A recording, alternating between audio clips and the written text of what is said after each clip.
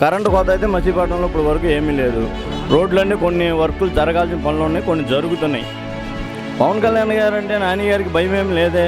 జగన్ గారు నమ్ముకుని నాని గారు ఉన్నారు కాబట్టి ఇప్పుడు మన ఇంట్లో మన నాన్నని మనం తిడితే ఎలా సొంత కొడుకులా స్పందించాలో ఇవాళ జగన్ గారిని తిట్టినా నాని గారు అదే లెవెల్లో స్పందిస్తున్నారు.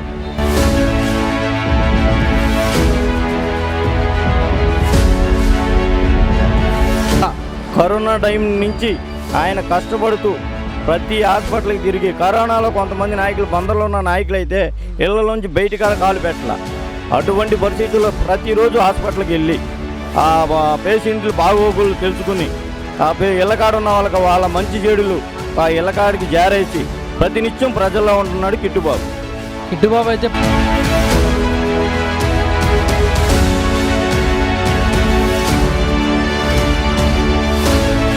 ప్రస్తుతం ఆంధ్రప్రదేశ్లో ప్రభుత్వ పనితీరు ఎలా ఉంది? ప్రభుత్వ పనితీరు బాగానే ఉంది. బాగానే ఉంది. ఎటువంటి ప్రజలకు కష్టాలు ఏం లేవా? ప్రజలకి కష్టాలంటే మామూలే, తప్పదు. మామూలుగా పని చేసుకున్నప్పుడు ఏ రోజు ఆ రోజు పని చేసుకోవాలి. మనిషి అన్నాక కష్టపడాలి, తప్పదు. కష్టాలు అనేవి ఎప్పుడూ ఉన్నాయి. పర్సనల్ కష్టాలు కాకుండా రోడ్లు కానీ, ఈ డ్రైనేజ్ సిస్టమ్ కానీ, ఈ కరెంటు కోత కానీ ఇట్లాంటివి ఏమైనా ఉన్నాయా? కరెంటు కోత అయితే మచిలీపట్నంలో ఇప్పుడు వరకు ఏమీ లేదు. రోడ్లన్నీ కొన్ని వర్కులు జరగాల్సిన పనులు ఉన్నాయి, కొన్ని జరుగుతున్నాయి. అన్నా, మచిలీపట్నం టౌన్ వదిలేద్దాము, పక్కన పల్లెల్లో కరెంటు కోత ఏమైనా ఉందా? పక్కన పల్లెల గురించి నాకు తెలియదుగా, టౌన్లో నేను ఉండేది. టౌన్లో అన్నా, ప్రస్తుతం పవన్ కళ్యాణ్ గారు ఏం మాట్లాడినా పెర్ని నాని గారు మొదట వచ్చేస్తారు, రచ్చరచ్చ చేస్తారు. ఏం పవన్ కళ్యాణ్ గారు అంటే మన నాని గారికి ఏమైనా భయమా?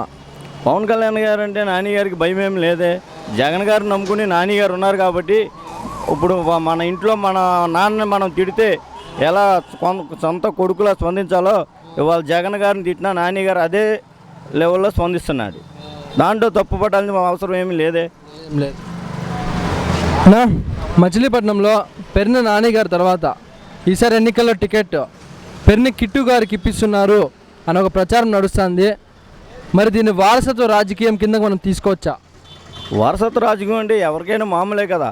వారసత్వం నా తండ్రి గారు వాళ్ళ తాతగారు చేశారు, వాళ్ళ తండ్రి గారు చేశారు, ఇప్పుడు కిట్టుబాబు వస్తున్నాడు. కిట్టుబాబు వారసత్వ రాజకీయంగా ఏం చేయట్లా. ఎలా కరోనా టైం నుంచి ఆయన కష్టపడుతూ ప్రతి హాస్పిటల్కి తిరిగి, కరోనాలో కొంతమంది నాయకులు బందర్లో ఉన్న నాయకులు అయితే ఇళ్లలోంచి బయటికి కాలు పెట్టాల.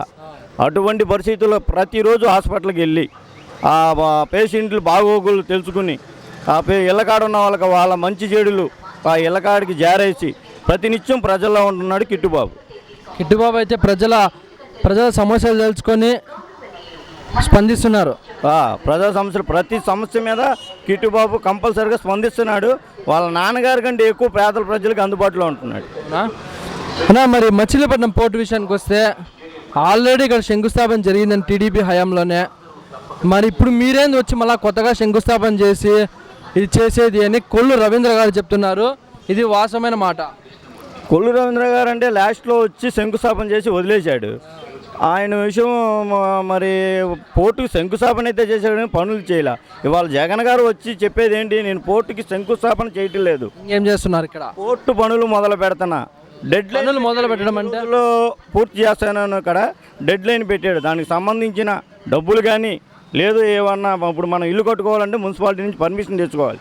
అలా పర్మిషన్లు అన్నీ క్లియర్ చేసుకుని ఇవాళ పోర్టు శంకుస్థాపనగా చేసే జగన్ గారు మాకు తెలిసి పోర్టు పనులు మొదలు పెడుతున్నాడు. పనులు మొదలుపెట్టే కార్యక్రమాన్ని మనము శంకుస్థాపన అని అంటాం కదా, మరి ఇది దేని కిందకు వస్తుంది? శంకుస్థాపన అంటే మన ఇల్లు కొట్టుకున్నప్పుడు శంకుస్థాపన పాలకొమ్మ పాతి వెళ్ళిపోతాం. ఇల్లు కొట్టుకున్నప్పుడు పనులు మొదలెడతాం అనేది వేరు, శంకుస్థాపన వేరు. శంకుస్థాపన దానికి ఏమన్నా తేడా?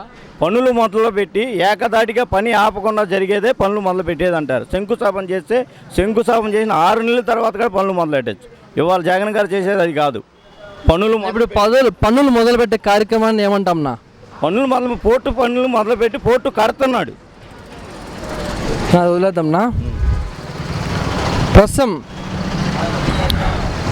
ఆంధ్రప్రదేశ్ ఎన్నికల్లో టీడీపీ హయాంలోనే ఎత్తుకుందాము. టీడీపీలో చంద్రబాబు గారి తర్వాత జూనియర్ ఎన్టీఆర్ వస్తే బాగుంటుందా, నారా లోకేష్ బాబు వస్తే బాగుంటుంది? జూనియర్ ఎన్టీఆర్ వస్తే మాకు చాలా బాగుంటుంది, మాకు కాదు అందరికీ బాగుంటుంది. ఎందుకంటే కష్టపడి పైకి వచ్చిన వ్యక్తి జూనియర్ ఎన్టీఆర్. కుటుంబం వెలేసినా, కుటుంబం ఏ సపోర్టు చేయకపోయినా తన తండ్రి కోసమే, తన తాత కోసం ప్రతినిత్యం కష్టపడి ఇవాళ తన సొంత టాలెంట్ మీద ఆయన పైకి వచ్చిన వ్యక్తి. అటువంటి వ్యక్తి వస్తే చాలా బాగుంటుంది. ఆయన రావాలని కోరుకుంటున్నారు. నారా లోకేష్ పాదయాత్ర యువగలం మీకు తెలుసు, దానివల్ల జగన్ ఏమైనా భయపడుతున్నారా? నారా లోకేష్ పాదయాత్ర గురించి జగన్ భయపడతాం అనేది ఒక హాస్యాస్పదం. అది హాస్యాస్పదం అయ్యే వంద నవ్వుకునే విషయం ఏమది? ఏముంది హాస్యాస్పదం కాకపోతే జగన్ గారు పాదయాత్ర చేశాడంటే నేను అధికారంలోకి వస్తే పేదవాడికి నేను ఇది ఇస్తాను అని చెప్పి చేశాడు. ఇవాళ నారా లోకేష్ గారు ఏం చెప్తున్నాడు? వచ్చి మన ఏ నియోజకవర్గానికి వస్తే ఆ నియోజకవర్గం ఆ ఎమ్మెల్యేని తిడతాం తప్పితే నేను వచ్చాను, నాకు పార్టీ వస్తే నేను ఇది చేస్తాను పేదవాడికి, లేదు ఇట్లా ఉపయోగపడతానని ఏమైనా చెప్తున్నాడా? జగన్ గారు కూడా సేమ్ ఇదే పాదయాత్ర వల్ల సీఎం వరకు వెళ్ళిపోయింది. మరి ఈయన కూడా సేమ్ పాదయాత్రగా చేస్తాను, ఇంకేమైనా ఇదేమన్నా దీంట్లో ఏమైనా తేడా ఉందా? ఇదే ఈయనతో పాటు ఉన్న ఎలయన్స్ పవన్ కళ్యాణ్ గారు చెప్పారు, పాదయాత్ర చేసిన ప్రతి ఒక్కడు సీఎం అవ్వడు అని చెప్పి, కష్టపడితేనే సీఎం అవుతారని పవన్ కళ్యాణ్ గారే చెప్పారు. ఎప్పుడు ఆయన ఫ్రెండే కప్పుడు పవన్ కళ్యాణ్ గారు. మరి పాదయాత్ర చేయడం అంటే ప్రజల కష్టాలు తెలుసుకుంటాకి జగన్ గారు పాదయాత్ర చేశారు. ఇవాళ లోకేష్ గారి పాదయాత్ర ఏంటి? ఆయన్ని ప్రొజెక్ట్ చేసుకుంటానికి, ఓకే, ఆయన డెవలప్ అవడం కోసం మాత్రమే ఇది, అంతే. అంతకుమించి ఇది ప్రజల కోసం కాదు అంటారా? ప్రజల కోసం అయితే లోకేష్ పాదయాత్ర కాదు, ఆయన్ని ప్రొజెక్ట్ చేసుకుంటాకి, జూనియర్ ఎన్టీఆర్ని పక్కన పెడతాకే. అన్న ఇప్పుడు లోకేష్ బాబు పాదయాత్ర కోసమని పవన్ కళ్యాణ్ వారాహి యాత్ర ఆగిందంట, ఇది ఎంత మటుకు నిజం? లోకేష్ పాదయాత్ర కోసం పవన్ కళ్యాణ్ వారాహి అంటే అది చంద్రబాబు గారి అలవాటే కదా. పవన్ కళ్యాణ్ తాళాలు చంద్రబాబు చేతిలో ఉన్నాయంటే ఇది నిజమేనా? దాని గురించి అయితే తెలియదు నాకు. అయితే తెలీదా? ఓకే, డబ్బు తీసుకొని ఓటు వేయడము అంటే ఓటు అమ్ముకోవడము, ఒళ్ళు అమ్ముకోవడం ఒకటే అంట, ఇది నిజమా? పోనీ నిజమేగా మరి. ఇది నిజమా? దీనిలో వాస్తవం ఉందా? వాస్తవం ఉందిగా. ఓటు అమ్ముకోవడం, ఒళ్ళు అమ్ముకోవడం ఒకటేనా? ఒకటేగా. దీనిలో ఎవరిది తప్పు మరి? డబ్బు ఇచ్చే నాయకుడిదా, డబ్బు తీసుకునే ఓటర్దా? ఇద్దరిదే తప్పే. డబ్బు తీసుకొని ఓటు ఇచ్చేందుకు అది కరెక్ట్ అయిన పనేనా? డబ్బు తీసుకుని ఓటు వేయడం కరెక్ట్ అయిన పనే కాదా? డబ్బు తీసుకుని ఓటు వేయకూడదు, మనకు నచ్చిన వ్యక్తికి మనం ఓటేసుకోవాలి. అది డబ్బులు తీసుకొని ఓటు వేస్తా అంటే అట్లాంటి వాడిని మనం ఏ జంతువుతో పోల్చాలా? ఏమో అది మీకే తెలియదు.